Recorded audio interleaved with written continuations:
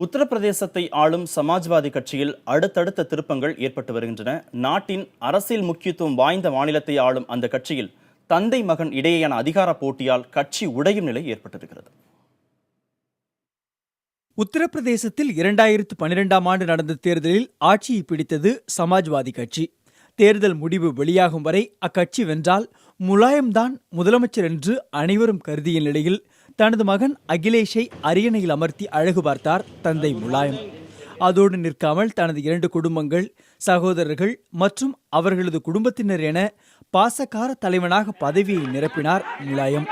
அதன் விளைவு இப்பொழுது குடும்ப சண்டையாகி கட்சியை பிளக்கும் அளவிற்கு பூதமாகி நிற்கிறது. கட்சிக்குள் கலகம் விளைவிப்பதாக சித்தப்பா சிவபால் யாதவை அகிலேஷ் மீண்டும் டிஸ்மிஸ் செய்ய அவருக்கு நெருக்கமான மற்றொரு சித்தப்பாவை கட்சியை விட்டே நீக்கி மகனுக்கு அதிர்ச்சி கொடுத்தார் முலாயம் சிங்.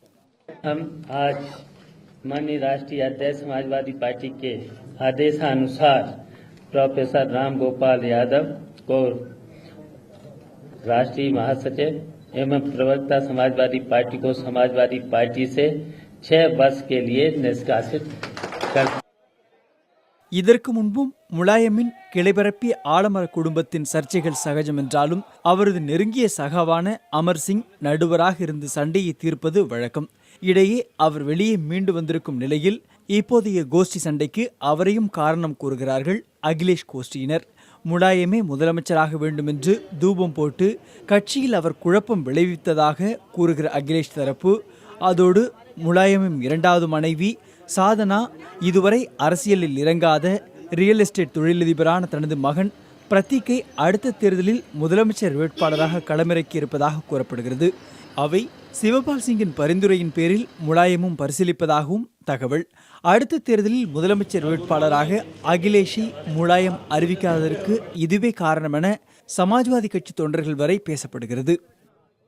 இது ஒருபுறம் இருக்க, சித்தப்பா சிவபால் சிங் பணம் குழிக்கும் பல்வேறு துறைகளுடன் அதிகார மையமாக இருப்பதும் 4 ஆண்டுகளில் பெரும்பாலானவை அவரது கூட்டம் அனுபவித்து வர அரசை நடத்தும் வழியை மட்டும் தான் அனுபவிப்பதை அகிலேஷ் உணர்ந்து கொண்டதே பதவி பறிக்கும் காரணம் என்றும் சொல்லுகிறார்கள். சுற்றிலும் பதவிகளில் சொந்த பந்தங்களை வைத்துக்கொண்டு சிறந்த நிர்வாகத்தையும் நவீன தொழில்நுட்ப வசதிகளையும் உத்தரப்பிரதேசத்தில் செய்து காட்டியிருப்பதாக அகிலேஷ் நம்புகிறார். எனவே தன்னை முன்னிறுத்தி தேர்தலை சந்திக்க உறுதியாக இருக்கும் அவர் அதற்காக தனிக்கட்சி தொடங்கி தந்தையை எதிர்க்கவும் தயாராகிவிட்டதாகவே உத்தரப்பிரதேச அரசியல் நோக்கர்கள் கணிக்கிறார்கள்.